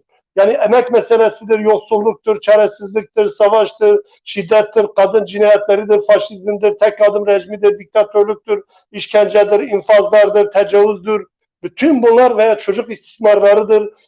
Bütün bunlar sadece Kürtlerin sorunu değil. Trabzon'daki adamın da sorunu. Dolayısıyla bir bütün olarak toplumun karşı çıkması lazım. Bunun sadece Kürtlerin altında kalkabileceği, bütün fedakarlıklara rağmen artık üstesinden gelemeyeceği bir döneme girmiş bulunmaktayız. Ne yazık ki. Şimdi haklısınız sevgili başkan. Şimdi sizi göndermeden önce son bir soruyla sorayım. Daha sonra... Ben zamanım var. Yani bekleyebilirim. Ben programı erteledim. Tamam o zaman. Evet. Şimdi İlhan Kayaalp'ın arkadaşımız İlhan Kayaalp mesajında şeyi soruyor. Diyor ki yani halkların bu duyarsızlığına ne demeli? Yani bu kadar zulüm, işkence, baskı var iken neden insanlar sokağa çıkmıyorlar? HDP bileşenleri sokağa çıkmıyorlar. bunun hesabını neden soramıyorlar diye bir soru var. Ne diyorsunuz? Soruyu bana mı başkana mı? Ben size sorayım. Daha sonra Ahmet arkadaşımız, o Şoreş arkadaşın yazdığı soruyu sevgili başkanımıza sorsa iyi olur. Evet, peki. O zaman aslında başkanın cevaplandırmasını isterim ama şunu ifade edeyim. Yani HDP ve bileşenleri sürekli 7 gün 24 saat saldırı altında şu an. Yani bir tazyik var. O kesintisiz. Şu an HDP kitlesine bir saldırı var. HDP'nin bütün örgütlerine bir saldırı var. Bileşenlerine biliyorsunuz. Kaç gün önce bu büyük operasyon yapılmadan önce Türkiye'de HDP'nin bileşeni olan Ezilenler Sosyalist Partisi'ne bir operasyon yapıldı. Bütün arkadaşlar alındı. Yani bileşen dediğimiz bugün HDP bir partidir zaten. Yani bütün bileşenleriyle bir partidir. HDP bir bütün olarak şu an saldırı altındadır. HDP'nin bütün kitlesi saldırı altındadır. Dolayısıyla HDP'nin bileşenleri zaten kendi elinden geleni yapıyor. Yani burada bugün gösterildi işte helikopterden attıkları yoksul 55 yaşındaki çiftçinin milletvekilleri taziyesine giriyor. Adam gidiyor, hayır taziyesini dahi kuramazsın. Ya arkadaş, şimdi düşünün mesela İsrail'de bir taziye yerinin basıldığını bugüne kadar gördünüz mü? Eğer bu İsrail'de olsaydı şu an AKP'nin tabanı olan MHP'nin tabanı camilerde yarın cuma günüdür. Hepsi kıyameti koparırdı. Yeri göğe indirirlerdi. Arkadaş buyurun bak görüyorsunuz. Ya mesela Amerika'da bir tane insan siyahi bir insan polisler tarafından katledildi. Biz de tepki gösterdik. Ya arkadaş o günden bugüne yani Batman'daki tecavüzü mü diyelim, Sakarya'daki o tokatları, tekme tokatları mı söyleyelim, Afyon'daki cinayeti mi söyleyelim, Ankara'daki Barış'ın cinayetini mi söyleyelim, Batman'daki 20 gün tecavüz edilip öldürülen kız çocuğunu mu söyleyelim, hangisini söyleyelim, neyi söyleyelim? Yani bir toplum eğer beyin hücreleri ölmemişse kardeşim, bütün bunlara karşı ayağa kalkamıyorsa, yani bırakın biz düşman da dahi olabiliriz. Yani diyelim ki onların tırnak içinde söylüyorum, Türkler düşman dahi olsa bu düşmanlığın bir ahlakı olur, bir onuru olur, bir namusu olur. Yani bu kadar bir şey olmaz ki. Yani bir merhamet olur, bir saygı olur. Yani kendi kültürünüze saygı gösterin. Kendi eşinize, çocuğunuza empati kurun. Onu düşünerek Kürt çocuklarına sıkılan kurşunlar, yapılan tecavüzleri, kadınlara yapılan cinayetleri, ya bu kadar şey olur mu? Kadın cinayeti söz konusu oluyor. Ona hemen valiler çıkıp önce bir kılıf uyduruyorlar. Sonra hakimler, savcılar ona bir şey uyduruyorlar. Medya bir şeyler uyduruyor. Sonra birileri sokakta aynı mantıkla ona bir mazeret uyduruyor. Yok işte şu oldu. Çocuklar tecavüz ediliyor. Aynı şekilde mazeret. Kürtler öldürüyor, mazeret. İşgal ediliyor, mazeret. Böyle bir toplum olabilir mi? Böyle bir rezalet olabilir mi? Bu toplumun sanatçısını düşünün. Afrin diye küçücük bir yer, gariban, yoksul bir yer. Gittiler, işgal ettiler, tecavüz ettiler. Radikal dinci teröristlerle gittiler oraya işgal ettiler. Yapmadık ahlaksızlık kalmadı. CHP'sinden, MHP'sine kadar, sanatçısından, akademisine kadar çocukların katleden füzelerin üzerine kendi isimlerini yazmaktan beis görmüyorlardı. Böyle bir toplum olabilir mi? Aydın'ı, sanatçısı bu hale gelmiş bir toplum değil artık. Türkiye'de toplum olmaktan çıktı. Devlet de devlet olmaktan çıktı. Kusura bakmasınlar. Devlet şu an bir suç örgütü, organize bir suç örgütü, bir çetedir. Ve uluslararası küresel çetelerle, teröristlerle, cihatistlerle, kiralık katillerle ta Ermenistan'dan tutun Libya'ya kadar dünyanın malumu o iş tutmuş, ortaklık yapıyor. Diğer taraftan da ne anayasa kalmış ne bir şey kalmış. Tayyip Erdoğan 2016'da topladı bütün bürokratlarını, dedi ki mevzuatı bir kenara koyun. Şimdi devleti devlet yapan, ortak hareket birliği sağlayan anayasal mevzuatı. Sen mevzuatı bir kenara koyduğun zaman 81 vali 81 ayrı hukuk olacak. 81 emniyet amiri, bilmiyorum 975 tane ilçe kaymakamı, emniyet amiri, şuyu buyu. Herkes kendi hukukunu uygulayacak. Biri iyi olabilir, biri kötü olabilir.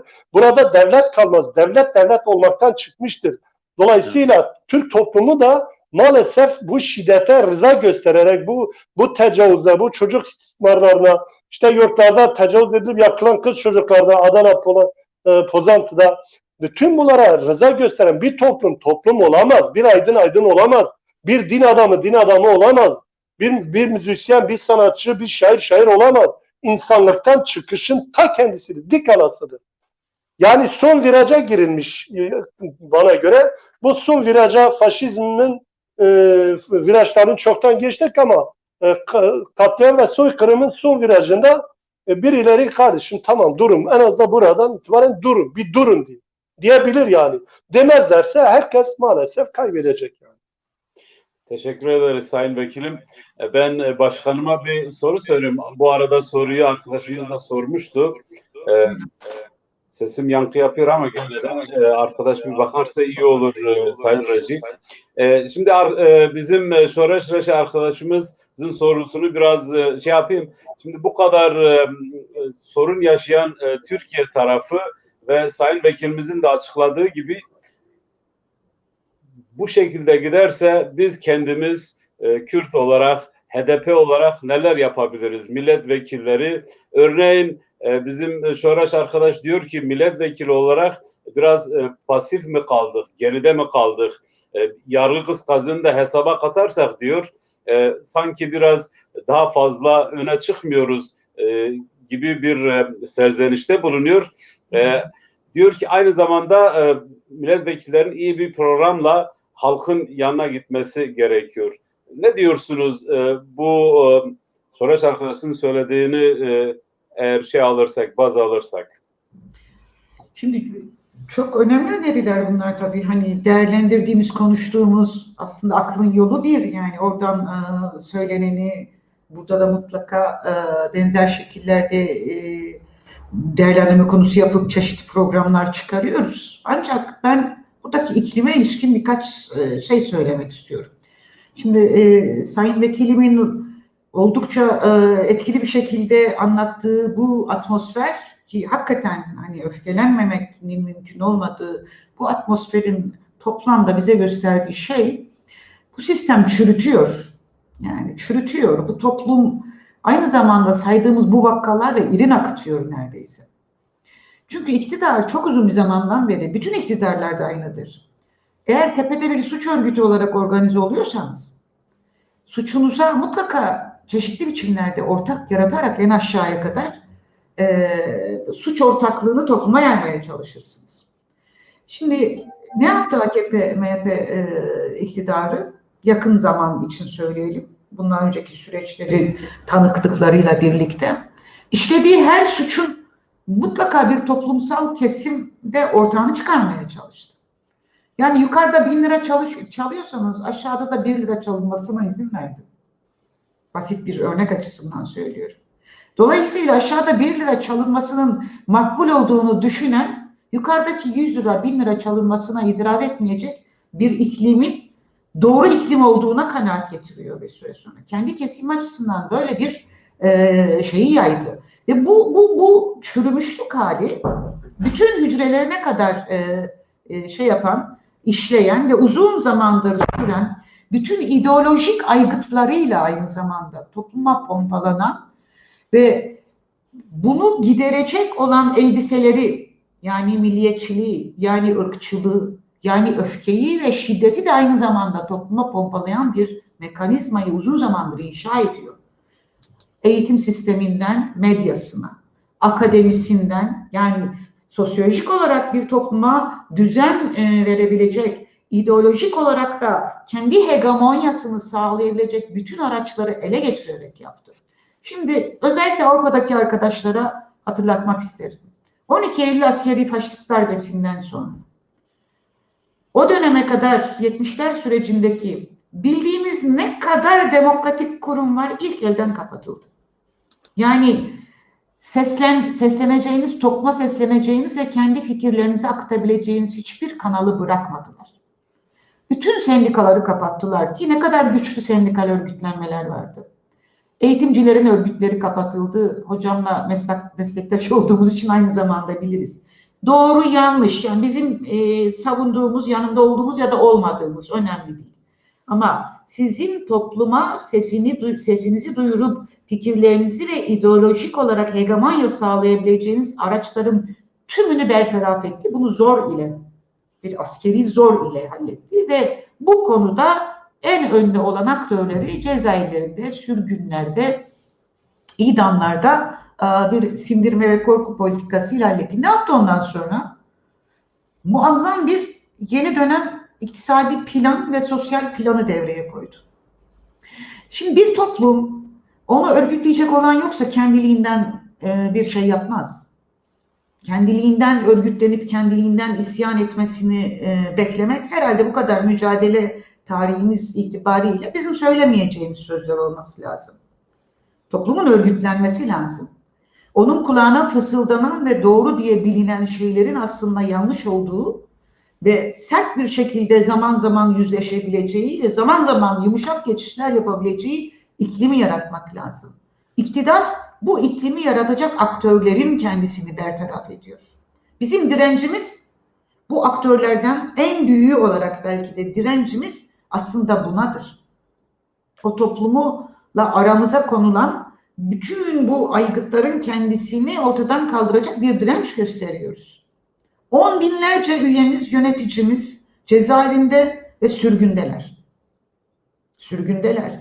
Kendileri sürgünü yaşarken dönüp bu tarafa ne anlatılıyor? Yani mesela cezaevine atarken birilerine televizyonlardan, gazetelerden, radyolardan, sinemalardan, dizilerden öbür toplumun öbür tarafına ne anlatılıyor? Kötü olan bunlar. Aslında bunlar olmazsa siz daha iyi yaşayacaksınız deniyor. Yeah. Değil mi? Böyle bir öykü anlatıyor. Bu öyküye kahramanlık koyuyor. Bu öyküye milliyetçilik konusunda bir kendini üstün, yani zayıf değil üstün hissedebileceği argümanlar teslim ediyor bu topluma. Sen Türksün, en büyüksün. Osmanlıcılık hayali satıyor. Müslümanlığın kendisini ya da İslam'ın bir versiyonunun kendisini en üstün olan, en iyi olan, en ahlaklı olan diye yeni yeni biçimlendirmelere konu ediyor. Şimdi bütün bunların karşısında bunları görerek bu toplumla buluşmanın mutlaka ve mutlaka yolları konusunda geri adım atmamamız lazım. Bu bizim bir siyasi parti olarak, HDP olarak ama bizle biten, bizle gerçekleşebilecek bir şey değildir. Toplumu ayakta tutan bütün dinamikleri bu konuya ikna etmek lazım. Şimdi bu süreçte bir şeyden söz etmek istiyorum bizi izleyenlere. Buyurun, buyurun. Mesela genelde şöyle biz anlatıyoruz, bizi kimse anlamıyor. Devlet işte kriminalize ediyor bizi, bizden toplumu uzaklaştırmaya çalışıyor. Israrla anlatıyoruz, anlatmaya çalışıyoruz. Elimizdeki bütün güçle sokakta olmaya ve sözümüzü söylemeye çalışıyoruz. Şöyle bir algı oluyordu zaman zaman, ya anlamıyorlar bizi galiba. Ya da biz anlatamıyoruz. Bakın bu operasyonda bir gördüğümüz bir şey var. Bizi anlamadığını düşündüğümüz o kadar çok yerden dayanışma ve destek aldık ki. Bugün onları bizim yanımızda bize destek iletmeye iten duygu ne olabilir? Dünden farklı.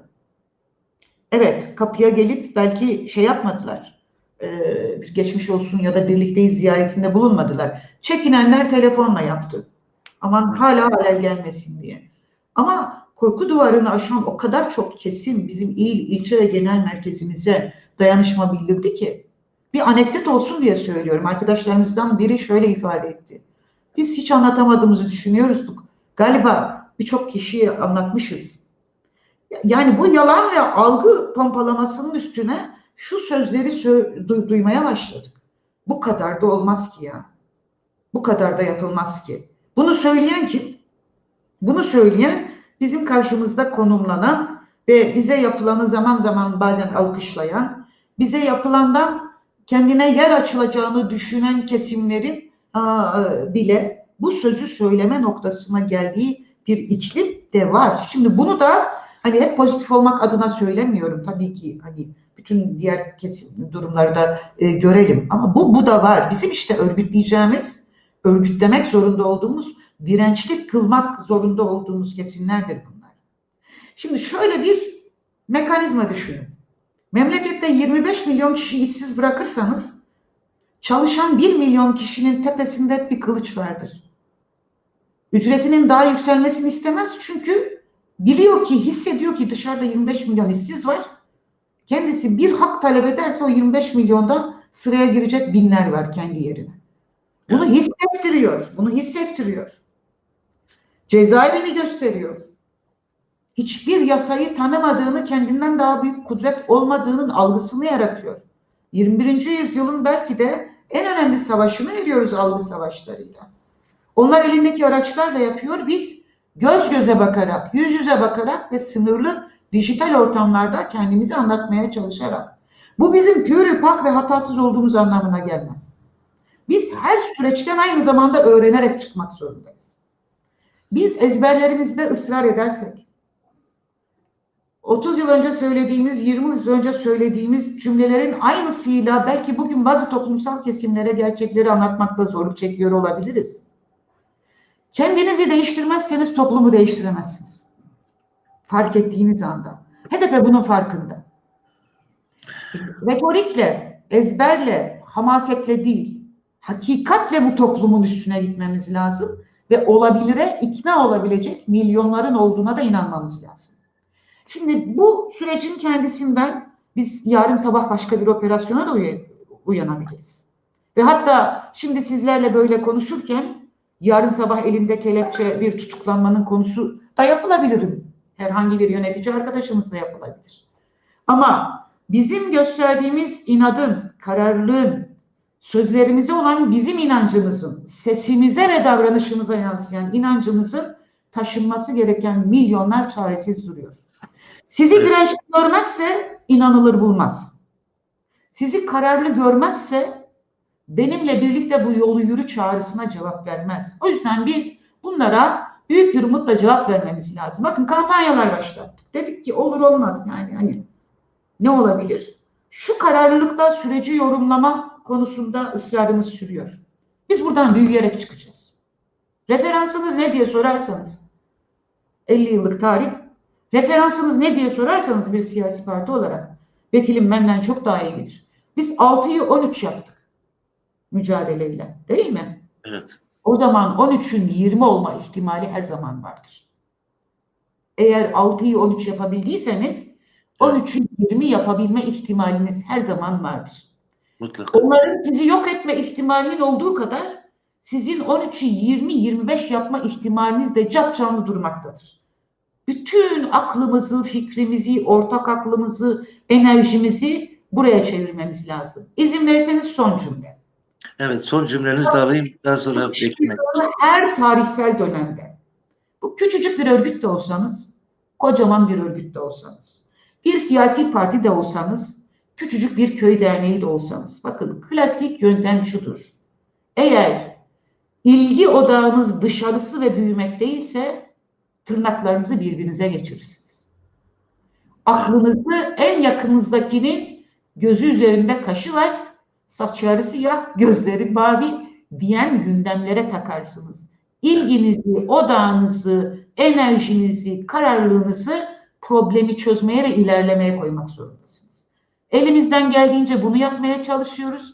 Yeterli olabildiğimiz kadarıyla bir gün HDP'nin kapısından son HDP'liyi elinde kelepçeyle çıkarırlarsa bile emin olun, böyle emin olun sokağın başında biri bu kapıyı ben açık tutacağım diye mutlaka çıkacaktır. Buna sonsuz inanmak ve enerjimizi büyümeye, bunları yenmeye odaklamamız lazım.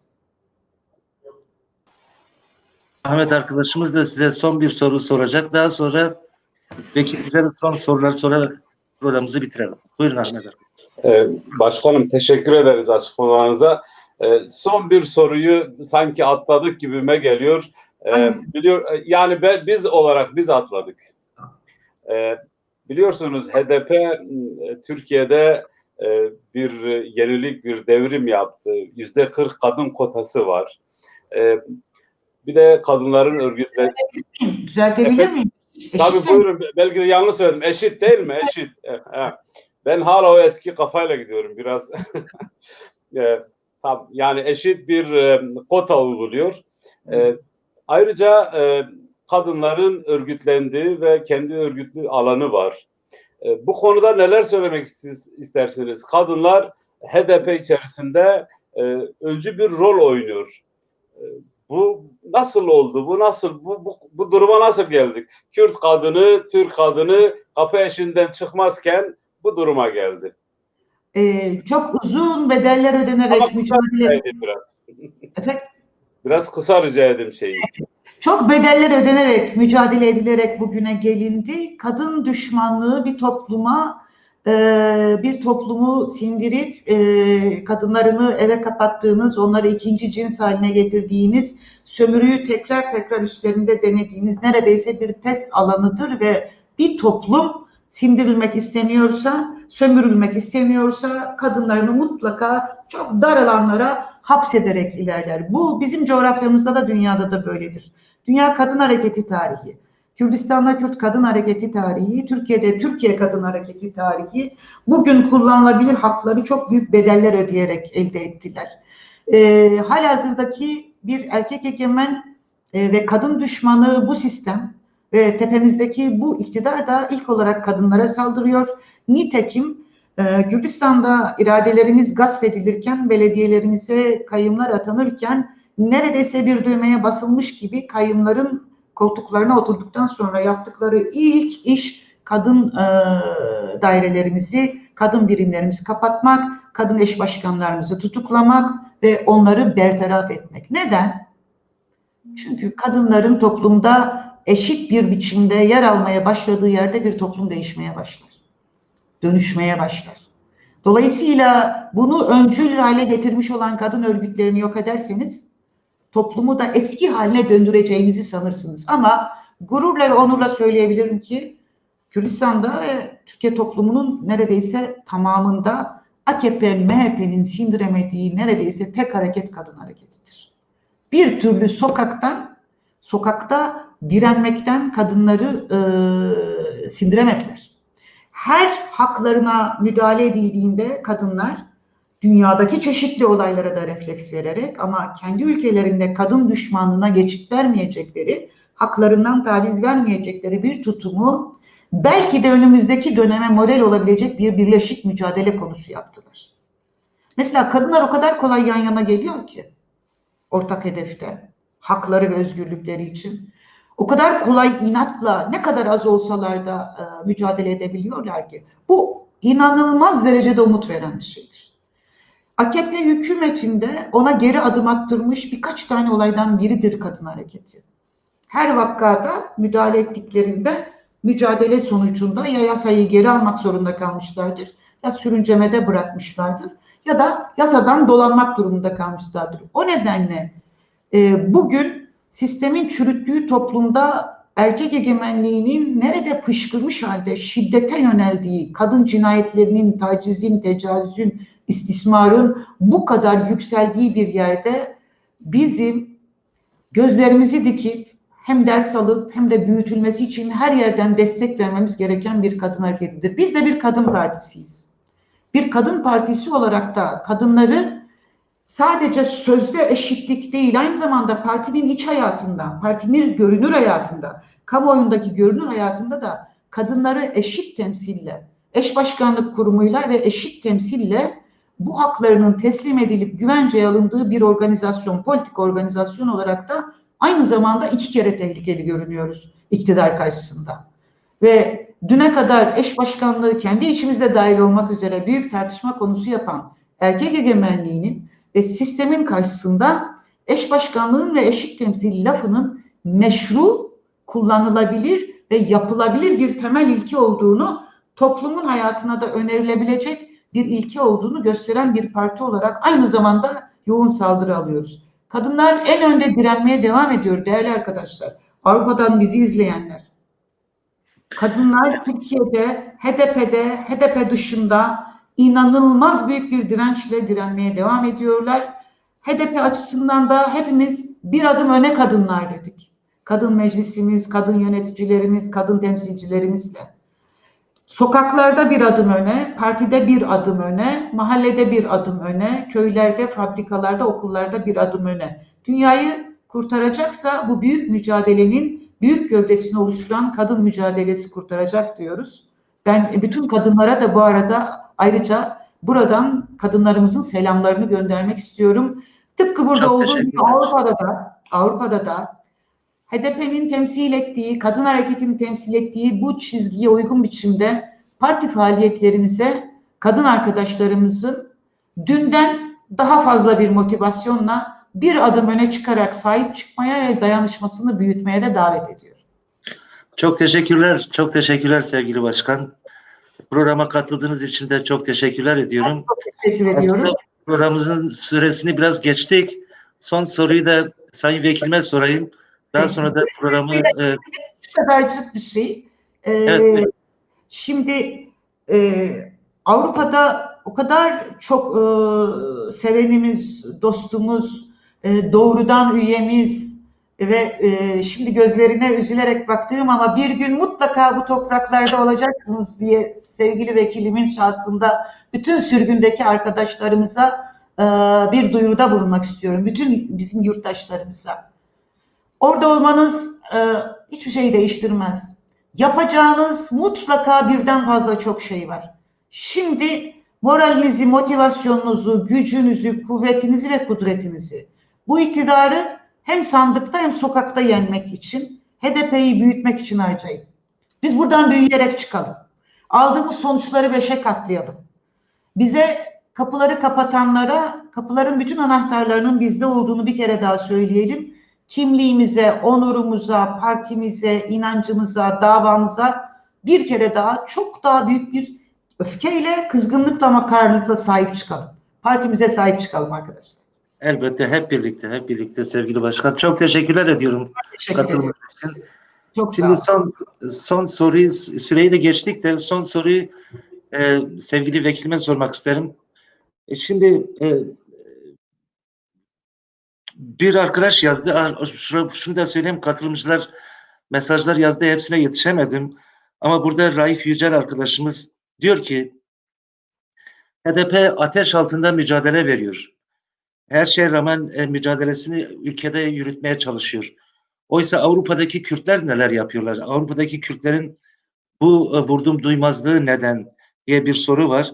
Ayrıca Ervan Öz arkadaşımız diyor ki tutuklu aileler, tutuklu olan vekillerin ve işte yönetici arkadaşlarımızın aileleri ziyaret ediliyor mu diye bir soru da var. Böylesine bir soru sorarak son sorumuz olsun. Daha sonra da programımızı kapatacağız. Buyurun Sayın Vekil.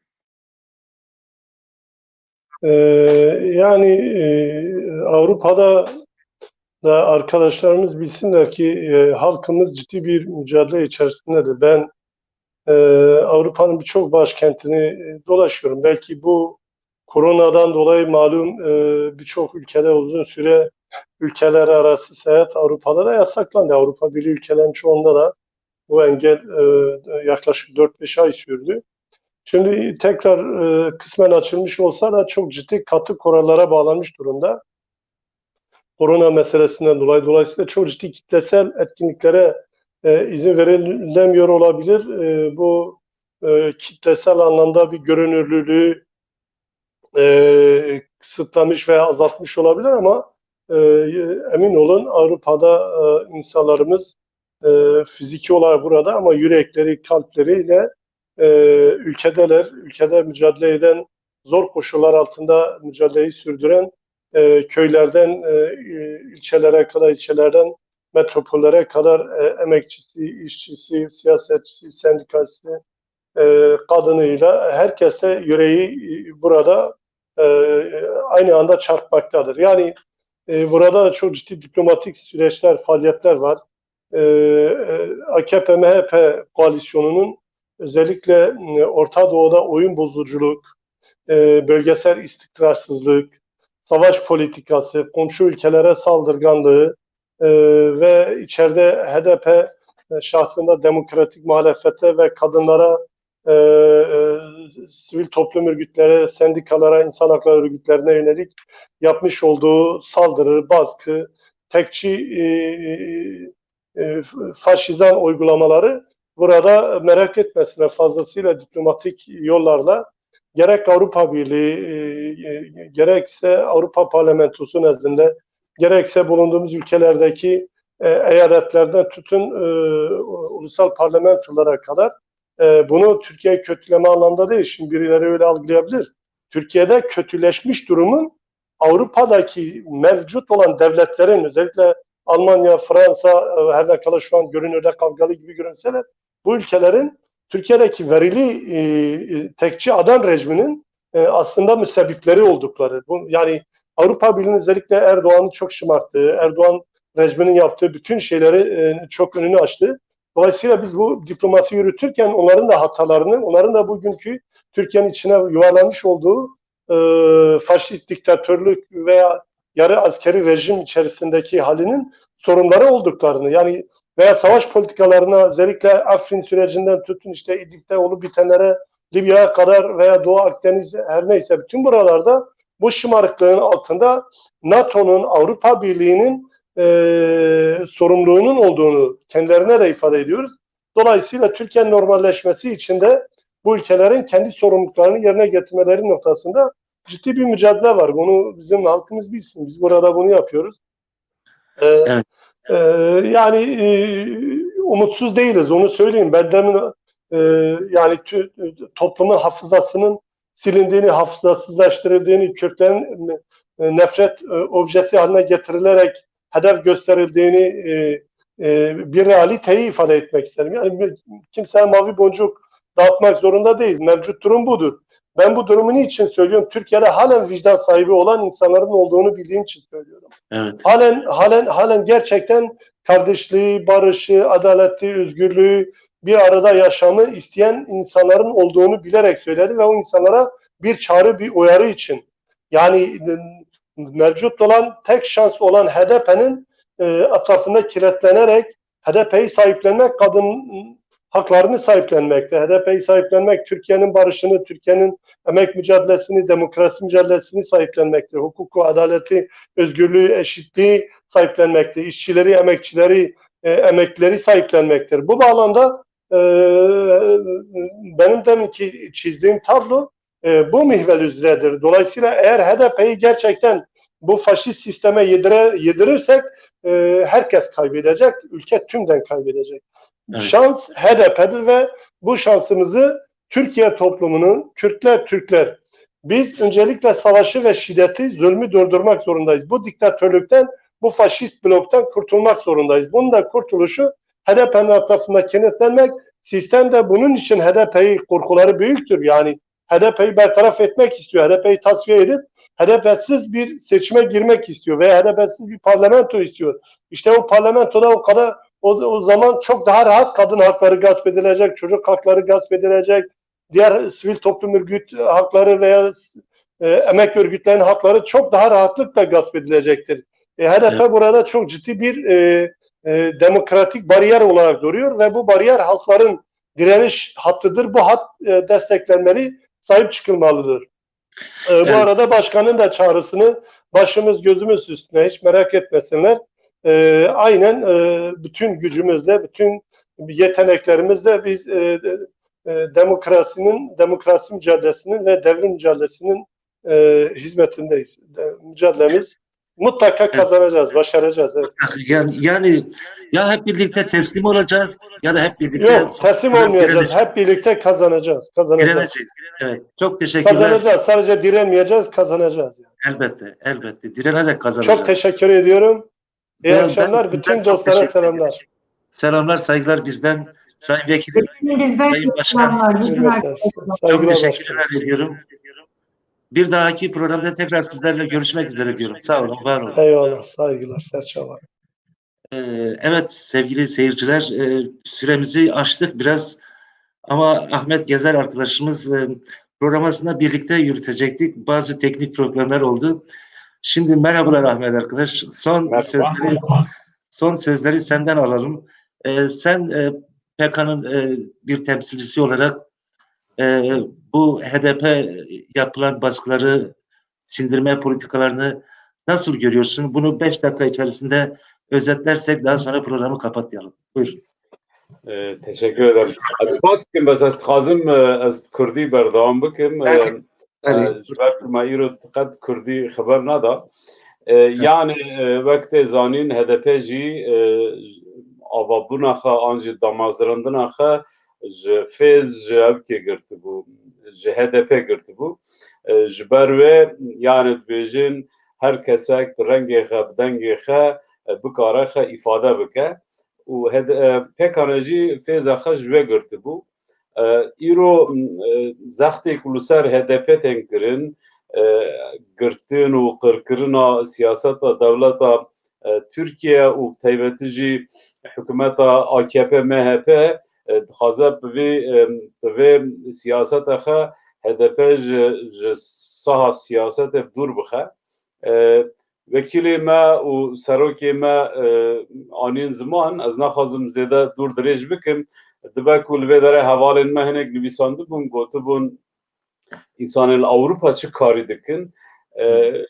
Yani vekîla jî got, başkan jî got, her kesek gor xe, gor îmkan derfetê xe kar xebat dike.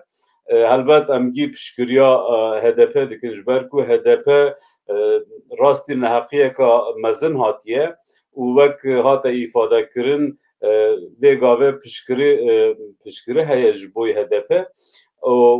Pekan jî dixwaze di vê mecra de rolê xwe bize, dixwaze di vê mecra de piştgiriya HDP bike. Li vê derê em weşana dikin, em belavoka bala dikin, em nerazibûna xwe nîşan didin, em bi vê şeklê piştgiriya HDP dikin. Ez dikarim kurtasî vebêjim, bername pir dûr dirêj bû. Gelek spas dikim. Biz dixwaz ez ji birêz lezgîn hinek bi Kurdî biaxivînim bes Em inşallah carekî din bernameka din be. Ez spas dikim ji bo kesê ku em guhdar kirî, em temaşe kirî, mala wan ava we. Ez dibêjim min dixweşiye da û îvara we xweş be. Spas, gelek spas. Ez li vê derê son bir umuyorum ki başkan da vekilimiz de hala dinliyorlardır.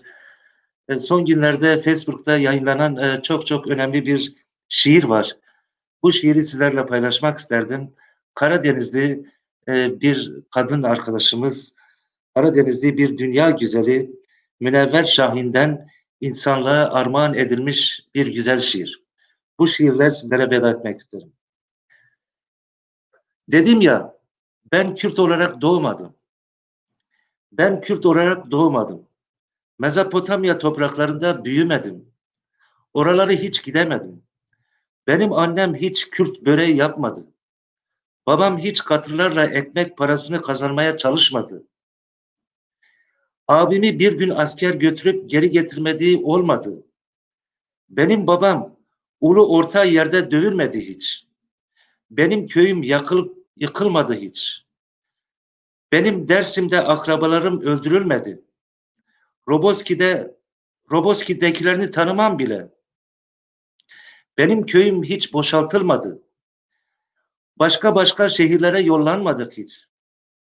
Sırf dilim, ırkım yüzünden dışlanıp hep hor görülmedim ben.